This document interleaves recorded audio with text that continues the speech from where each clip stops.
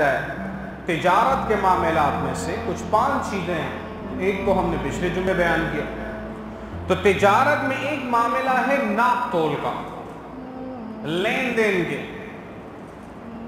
اب ہم کوئی چیز خریدتے ہیں، کوئی چیز بیچتے ہیں، اللہ نے قرآن کے اندر اس کے متعلق واضح ارشاد فرمایا ہے وَيْلٌ لِّلْمُطَفِّفِينَ الَّذِينَ إِذَا اكْتَالُوا عَلَى النَّاسِ يَسْتَوْفُونَ وَإِذَا كَالُوهُمْ أَوْ وَّزَنُوهُمْ يُخْسِرُونَ. اللہ نے واضح ارشاد فرمایا کہ ناپ تول لین دین کے اعتبار سے اللہ نے بیان فرمایا اس بندے کے لیے ہلاکت ہے جو اپنے فائدے کے لیے تو کیا کرے، لوگوں سے کوئی چیز لے تو بڑا چڑھا کر لے.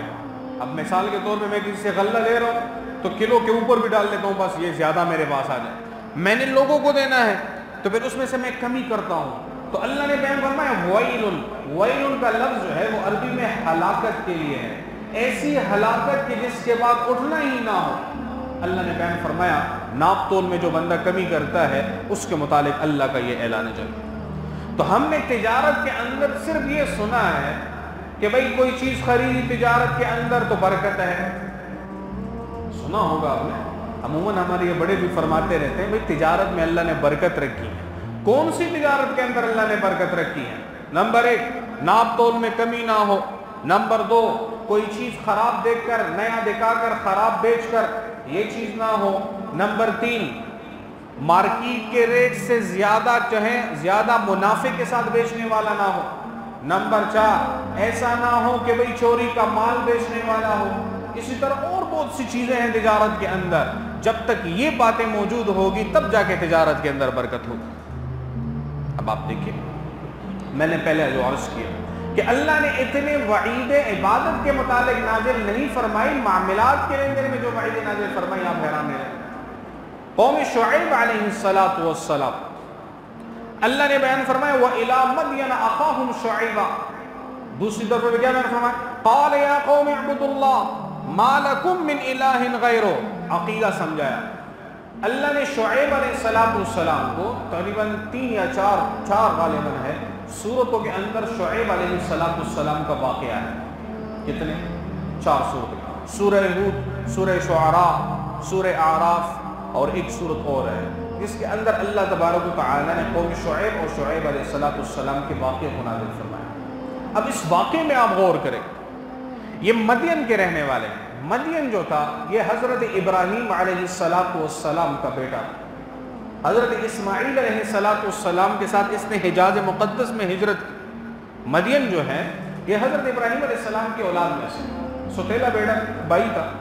حضرت ابراہیم علیہ السلام کا بیٹا ہے اور حضرت اسماعیل علیہ السلام کے ساتھ اس نے ہجرت کی.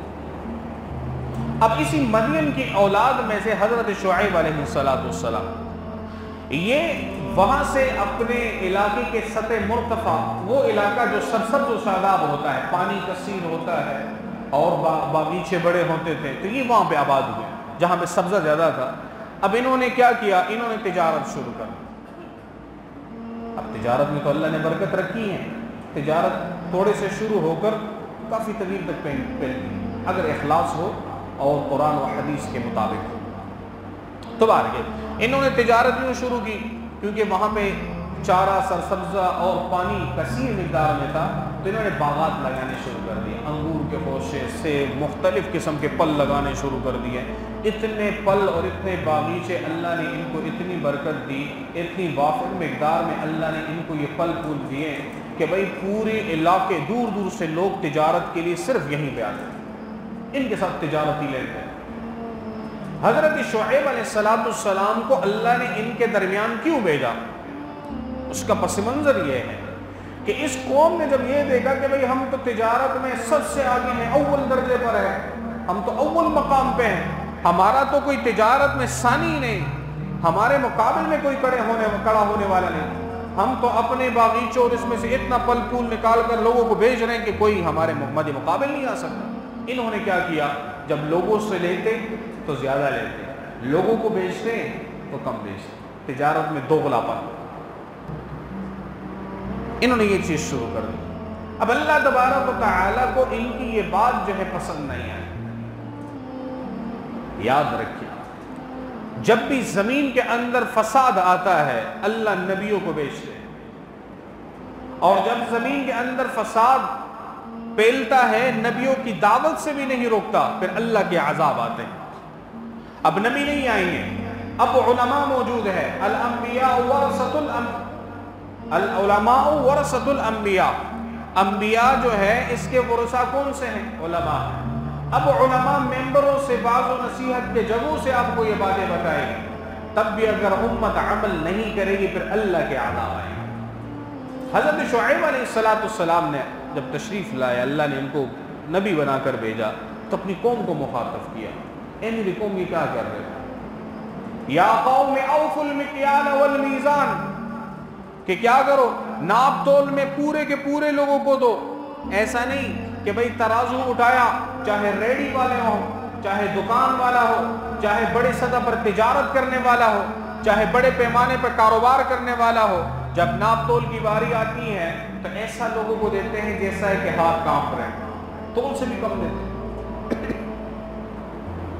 اب حیران نہیں، کچھ لوگ تو اس معاشرے میں ایسے بھی اخلاص والے ہیں، ایسے طریقے سے تجارت کرنے والے ہیں کہ آپ کو اگر وہ کوئی چیز لفافے میں دے رہے ہیں تو لفافہ بھی ساتھ تول میں رکھتا ہے کہ میں لفافہ نہیں بیچ رہا، میں لفافے کے اندر چیز بیچ رہا ہوں۔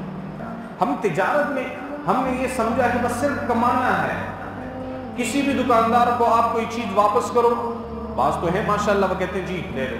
مسند امام ابو داؤد شریف کی روایت، اللہ کے نبی نے بیان فرمایا کسی بندے نے کوئی چیز بیچ دی، دکاندار نے ایک چیز بیچ دی، گاہک کو پسند نہیں آیا، اس نے کہا میں واپس کرتا ہوں۔ اس کو ہم اپنی عربی زبان میں علمی اصطلاح میں اقالہ کہتے ہیں، اقالہ کا معنی ہے واپسی۔ تو اللہ کے نبی نے بیان فرمایا جب وہ دکاندار خوشی سے اس کو واپسی قبول کرتا ہے، اللہ تبارک و تعالی بیان فرماتے ہیں اس دکاندار کی پچھلے تمام گناہ میں نے معاف کر دیے۔ یہ اقالہ ہمارے فقہ کا، ہمارے قرآن اور حدیث کا ایک مضمون ہے جس سے آپ سارے تجارتوں والے ہوتے نہیں یار واپسی، بعض نے لکھا ہوتا ہے کہ بھئی آپ نے جو چیز خرید دی اس کی واپسی جو ہے ممنوع ہے۔ اللہ کے قرآن اور حدیث کے جو ہے واضح طریقے سے، یعنی لکھ کے ہی قرآن کی مخالفت کر رہا ہے، لکھ کے ہی محمد الرسول اللہ کی مخالفت کر رہا ہے، خریدا ہوا مال واپس نہیں ہوگا۔ پھر تجارت میں ہم نے اپنے طریقے بنا لیے، جی واپس لوں گا 25% کاٹوں گا، 50% کاٹوں گا، 10% کاٹوں گا، یہ ساری حرام چیزیں ہیں۔ یہ بندہ بھی کل کو کہے گا مولوی صاحب وظیفہ دے، مال میں برکت نہیں۔